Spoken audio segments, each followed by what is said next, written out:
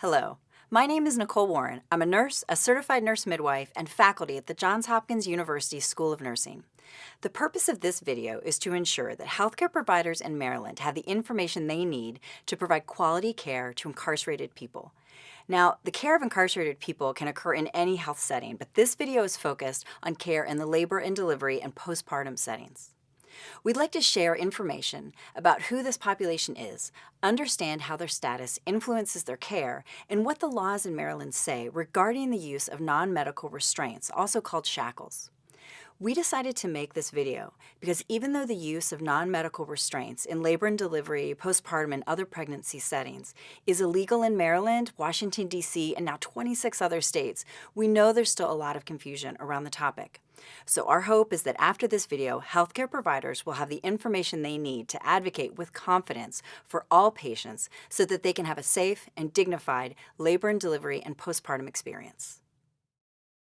To help us work through this difficult topic, we are joined today by Dr. Carolyn Suffren, who is a national expert on the care of incarcerated women.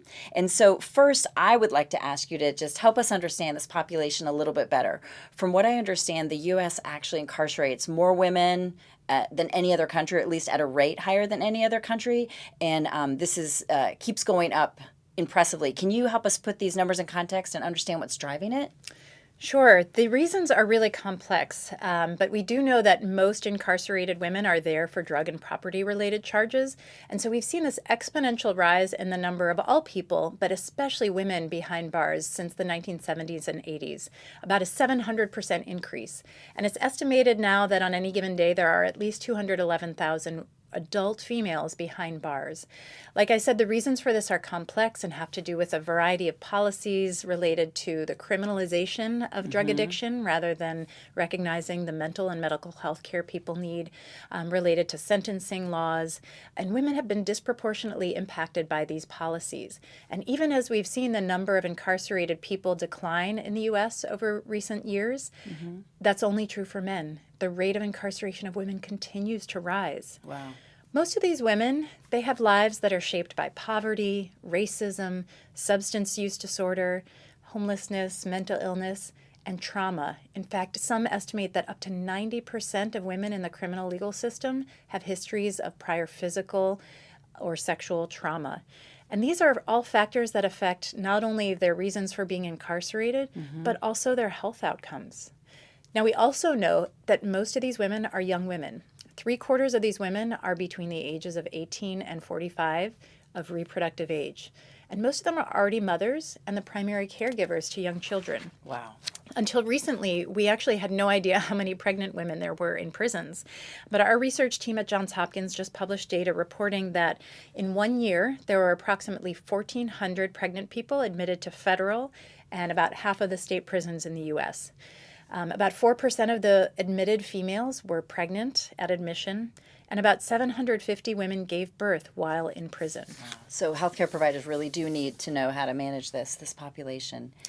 Can you talk a little bit, the laws around this specifically talk about restraints. Can you tell us what is wrong, what are the risks of using restraints for incarcerated women? Because that seems like that's the norm if you're incarcerated. Well, and that's part of the problem is that the norm, the default, assumes that all prisoners are male and non-pregnant. But as we will talk about, when you think about it, there are too many risks to shackling or restraining a pregnant person. So it's important that we understand what we mean by restraint. A U.S. government report defined restraints as any physical hold or mechanical device that is used to limit the movement of a detainee's bodies or limbs. Now, when we talk about restraints here, and as we'll talk about in a moment, the laws, we're talking about custody restraints. We're not talking about medical restraints that you might use for a patient who is mentally unstable. Right. That is independent of their incarceration. Okay. So when we talk about restraints, we're talking about handcuffs, belly chains, ankle restraints, chaining one person to another person. So that's what we're talking about. Okay. So this is dangerous in pregnancy for several reasons. So at any point in pregnancy, we know that pregnant people are at increased risk for falls as their center of gravity changes. Yeah. So if you then restrain them, that can impair their balance, make them at increased risk for falls. And then if they do fall, restraints can make it hard for them to break their fall. Yeah. If they fall and hit their abdomen, they're at risk for placental abruption, hemorrhage, stillbirth. So it's really just an unnecessary risk. Also, restraints make it really hard to provide necessary health care. So we all know, as labor and delivery healthcare providers, emergencies can happen without any notice, and we have to act quickly. If there's a non-reassuring fetal heart tracing, if there's a shoulder dystocia, if someone has an eclamptic seizure or a hemorrhage or needs an emergency C-section, Just for have to cord move her prolapse. quickly. Exactly. Yeah. Or change her position quickly. Right. And we can't do that if she's shackled. Yeah. And we don't have time to negotiate with a correctional officer and say, excuse me, can you please find your key and unlock these restraints? Right. We need to be focused on taking care of the patient and her fetus. Sure.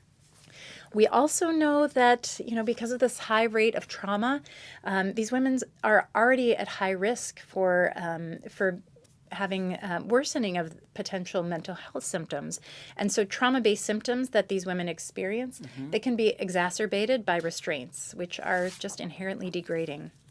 This is also a safety and bonding issue for postpartum people. Restraints inhibit physical contact. They interfere with a mother's ability to respond to her newborn's needs and interfere with the ability to breastfeed.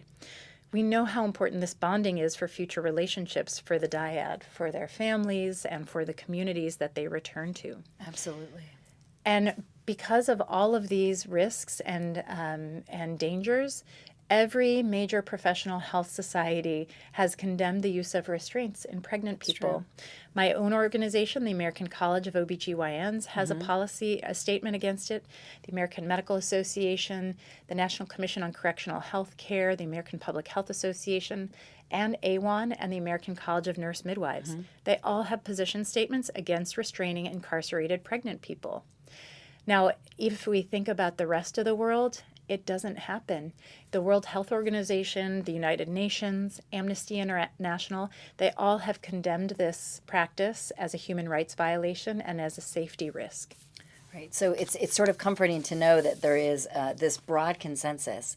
Can you help us understand the local laws that would drive something that would drive providers to craft what they do on their own unit? Can we understand the Maryland law a bit better? So since 2014, Maryland has had a law that makes it illegal to restrain a pregnant person. And this is true during the pregnancy, during labor, and during the postpartum period. Now, there are exceptions to this because there may be extenuating circumstances where there is a public safety and security risk. So restraints can be used if the correctional officer determines that there is a legitimate risk to ensure the safety of correctional staff, of healthcare staff, or of other incarcerated people or the public. And when these exceptions are met, restraints can be applied, but they have to be done in the least restrictive means possible. Okay. So that means probably, no belly yep, chains, makes sense. not chaining someone's ankles, Right. not restraining her arms or behind her back, because if she does fall, she can't break her fall. So it's mostly, if anything, wrist restraints in front. So this is the law, and labor and delivery units absolutely have to have policies that are in line with the law. So I guess you've described the application of where these restraints might go, situations where they might be appropriate. What's the role of the healthcare team in this decision making? Because that's not always been clear to me. Well, this is a critical point. So the healthcare team should never be involved or conscripted in the decision to shackle a pregnant person. We are healthcare providers. But we do have the authority, and this is written into the law, to order that restraints be removed. So if it does meet one of those criteria that she may present a legitimate safety risk, if we are in a moment where we need them removed, if we think it is a health risk, then any member of the healthcare team, it doesn't have to be an attending physician, any member of the healthcare team can tell the correctional officer to remove them. And the law protects them for that. Okay, so that puts providers in a pretty influential position, really. Yes. You alluded to a policy. What would a good policy on this topic look like? That's a great question. A good policy that responds to these expert opinions, to the professional society recommendations, and the evidence would make restraints the exception, not the rule. And again, it has to be in line with the state law, but it should be carefully thought out to prioritize patient care and also recognize the safety and security issues that must be at play as well. I want to add that the law is really addressing custody restraints. And if you as a healthcare provider think that the patient presents a threat to herself or to the fetus, that's a different category of response, right? That's can happen with a non-incarcerated patient who might have mental health care issues. So you should activate that training and what you know about taking care of those patients as well. Now, there is excellent guidance out there that's even more specific than the Maryland state law. So in 2014, the Department of Justice put out a comprehensive report called Best Practices in the Use of Restraints with Pregnant Women in Custody.